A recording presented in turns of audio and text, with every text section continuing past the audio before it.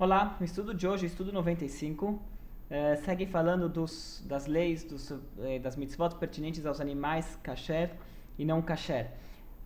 Começando com, só para uma introdução, ontem já começamos a mencionar eles, falamos dos animais, dos quadrúpedes, temos um mandamento positivo de distinguir, procurar os sinais que identificam os animais kasher e dos animais não kasher, que, como mencionamos, os animais kasher, eles têm dois sinais que os identificam, que é o casco completamente fendido e que são ruminantes.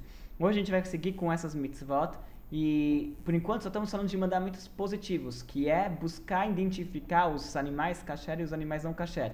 Ontem a Torá ela separou em 4 grupos os animais do reino animal. Então ontem falamos dos quadrúpedes. Hoje a gente vai falar sobre as aves, alguns insetos, mais especificamente o gafanhoto, e depois o peixe, que são a Torá, são esses 4 grupos de animais que têm espécies kasher e espécies não kasher, e temos que buscar os sinais que identificam as espécies kasher das não kasher.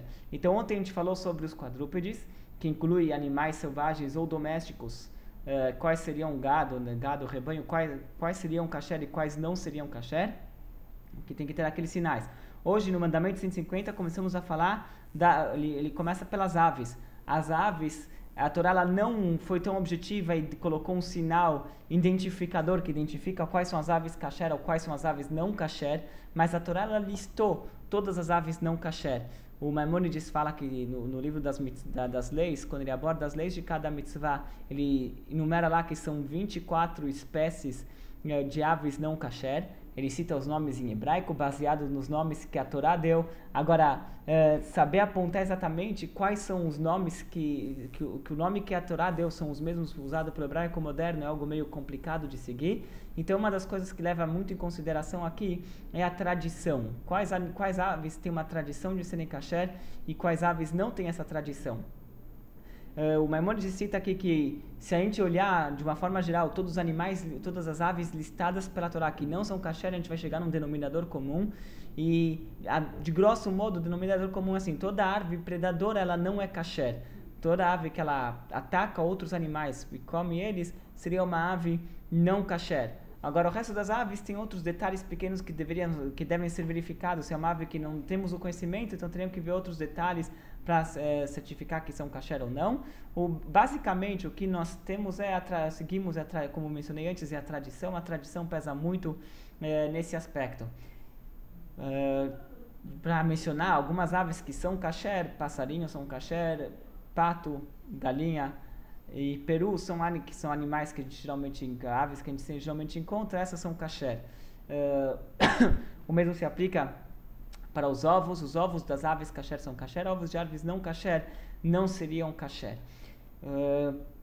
O curioso do Peru, a gente mencionou antes o Peru como sendo uma ave kasher, é que teve um grande sábio, ele se chamava Yeshayahu Alevi Horovitz, ele viveu há cerca de 400 anos atrás.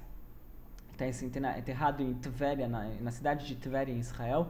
Esse Yeshayahu Alevi Horovitz, ele uma vez viu um peru atacando um outro animal e comendo o animal. Então daí ele chegou a falar: eu não posso chegar e falar que o peru não é kasher, porque temos uma tradição por vários séculos que os judeus estão comendo, que os judeus comem peru e é kasher. Eu não posso chegar e introduzir uma nova lei que o peru não é kasher, porque eu não posso inventar uma coisa que está contra a tradição. Mas, por outro lado, eu vi o peru atacando um outro animal. Então, ele deixou escrito aqui para os descendentes dele se evitarem comer a carne do peru. Que ele pede para os para os descendentes dele não comerem peru. Então, de fato, tem muitas famílias que carregam esse sobrenome, o sobrenome dele, Horovitz, ou alguma variação do sobrenome, Horowitz, Gorwitz, qualquer coisa do gênero, e são descendentes dele, que eles evitam comer carne de peru baseado nessa tradição iniciada pelo Shalá. Então esse é o mandamento 150, que é procurar os sinais que determinam as aves kasher. Mandamento 151, procurar os sinais que determinam os gafanhotos kasher. Aqui a Torá ela foi um pouco mais objetiva, ela sim determinou quais são os sinais. Porém, um dos sinais, de acordo com o Urashi, pelo menos, um dos grandes comentaristas da Torá, um dos sinais é o nome dele. O nome que carrega a espécie, que carrega o nome Hagav pela Torá. E Urashi fala que as espécies de gafanhotos são tantas, e saber exatamente qual Hagav, que carrega aquelas especificações da Torá, aqueles sinais físicos que a Torá ela descreve em relação às patas, ao número de patas e asas. Então, isso daqui é o que definiria o gafanhoto kasher. Como a gente não sabe exatamente pelo nome, então a gente não come. Então, de fato, tem muitos judeus, principalmente os ashkenazim, que eles não têm, eles falam que não temos uma tradição de qual gafanhoto é kasher e qual não, e eles não comem gafanhoto, apesar que tem um gafanhoto, todo mundo reconhece que tem gafanhoto kasher de acordo com a Torá, só que nós não sabemos qual é. Agora, tem judeus que eles têm uma certa tradição, eles seguem alguma tradição e se baseiam na tradição que eles comiam. De novo, aqui a tradição tem um peso muito grande. Comunidades que eles têm uma tradição de comer certos gafanhotos, então eles se baseiam nessa tradição e comem, aparentemente não tem nada de errado com isso. Depois temos o mandamento 152, que é procurar os sinais de pureza determinados nos peixes. Os peixes também têm sinais que determinam qual peixe é kasher, quais não. A Torá cita 2 sinais que tem escamas e barbatanas. Barbatanas são as nadadeiras. Agora, todo peixe escamado, a gente tem uma regra que todo peixe escamado, ele também tem barbatanas.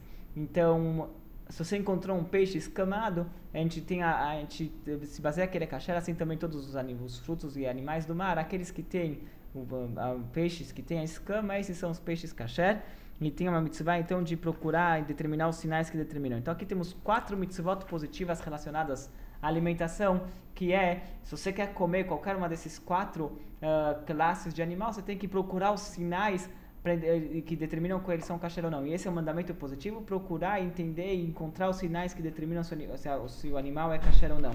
Depois temos a proibição 172, agora ele começa com as proibições. A proibição 172 é de não comer um animal impuro, um animal que não é kasher. A gente não pode comer um animal não kasher, isso é a proibição 172.